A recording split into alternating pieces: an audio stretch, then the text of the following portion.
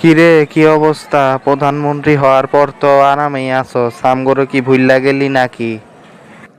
না না না মোদিজি, না। কেমন আছেন, কেমন আছেন? ভুলি নাই, ভুলি নাই। কেমন আছেন? ভালো আছি। এই, মুসলেখার কথা মনে আছে? কি কি শর্ত ছিল? হ্যাঁ মোদিজি, মনে পড়ছে, মনে আছে, মনে আছে, আমার আগে থেকেই মনে আছে। এখন কি লাগবো হঠাৎ আমার কাছে, কি উদ্দেশ্যে? ঠিক আছে। শুনলাম ইরানের সাথে নাকি ঝামেলা হয়েছে, জাহাজ আটকায় রাখছে। জ্বালানি সংকট শুনলাম। হ মোদিজি, জ্বালানি সংকট তো আছেই। এখন জাহাজটা আইতে পারতাছে না, তার উপরে এনে দামও বাড়াইতে পারতাছি না। আর কি, স্টেশনগুলিতে পাম্পে প্রচুর লাইন, জ্বালানি প্রচুর সংকট।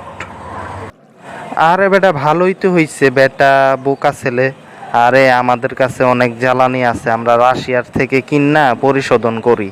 এগুলি কিনো, আমি দিতাছি।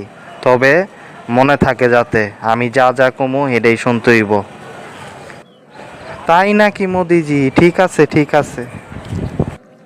হ হ, শোন, এখন কাজের কথা বলি। পশ্চিমবঙ্গের নির্বাচনে রোল প্লে করতে হইব কিছুটা। আর চিন্ময় দাসের এনে মুক্তি দে। চিন্ময় দাসের মুক্তি দে। আর হইছে আমাদের যত লোক আছে, কোনো দলবাজি না, একদম ওদেরকে সংসদে নিতেই হইব, মন্ত্রী এমপি বানাইতে হইব। পদ দেওয়ার বেলায় আমাদের যত ভারতপন্থী, যত হিন্দু যা আছে, কোনো কিপটামি করবি না, কয়ে দিলাম কিন্তু।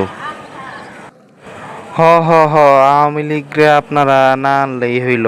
এছাড়া যা যা করা দরকার তাই তাই করবো, যা যা বলবেন। আমি আপনার গোলাম হয়ে থাকতে চাই সারা জীবন। ঠিক আছে, ঠিক আছে, তোরা আগে পরীক্ষা কইরা দিই, আগে পরীক্ষা তো দে। পরীক্ষায় পাস না হইলে ওই আওয়ামী লীগই। শেখ হাসিনার বুঝোস না, রাইখা দিছি, খবর আছে, কয়ে দিলাম। পরীক্ষায় আগে পাস কর। না না মোদিজি, নিশ্চিত আমি এই পরীক্ষায় পাশ করবো। আপনার আমি নয়া গোলাম, বুঝেন নাই? আমি কিন্তু নতুন গোলাম আপনার। আমি একদম পণ করছি আপনার কাছে। আগের মতো কোনো কিছুই হইব না। আগের দিন ভুলা যান। আমি আপনার নতুন গোলাম। আমি চিরদিন আপনার এই গোলাম হয়েই থাকবো।